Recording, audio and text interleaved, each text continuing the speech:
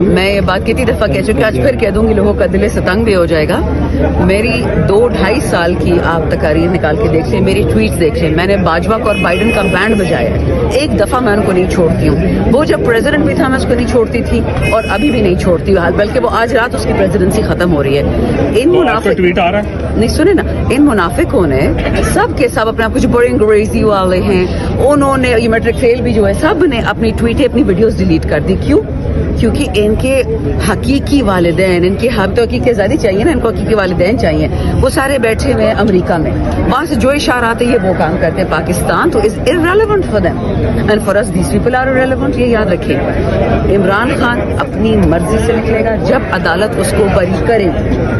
اگر یہ لوگ جو ڈیل کوشش کر رہے تھے، اچھا جو اس وقت جو انہوں نے حماقت کی ہے کہ جی عمران خان ٹرمپ کارڈ ہے ہمارے ہاتھ میں، آپ کے پاس ٹرمپ ہے، ہمارے پاس ٹرمپ کارڈ ہے. شرم کرو، ان کی بڑی بڑی باتیں. 70 ارب ڈالرز آئیں گے پاکستان میں، آئے ہیں 70 روپے نہیں آئے، 70 ارب ڈالر دور کی بات ہے.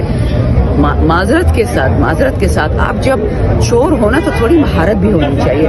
یہ وہ چور ہے جو اپنے گھر کو آگ لگا دیتا ہے. پاکستان انگریزی میں ہم کہتے ہیں you cut off your nose to spite your face. ان لوگوں نے عمران خان کو نیچا دکھانے کے لیے پاکستان کا بیڑا غرق کر دیا ہے. اٹ ہارڈلی میٹرز ٹرمپ صاحب آج اوتھ لیں نہیں لیں، ہمارا کیا جاتا ہے. ہمارا پرائم منسٹر عمران خان ہے، وہ جیل میں بیٹھا، ہم نے اس کو نکالنا ہے. مذاکرات کے حوالے سے بتائیے گا، آپ کے 2 مطالبات ہیں، اگر ایک میں بھی پیش رفت ہو جاتی ہے تو مذاکرات کا سلسلہ آگے بڑھ سکتا ہے؟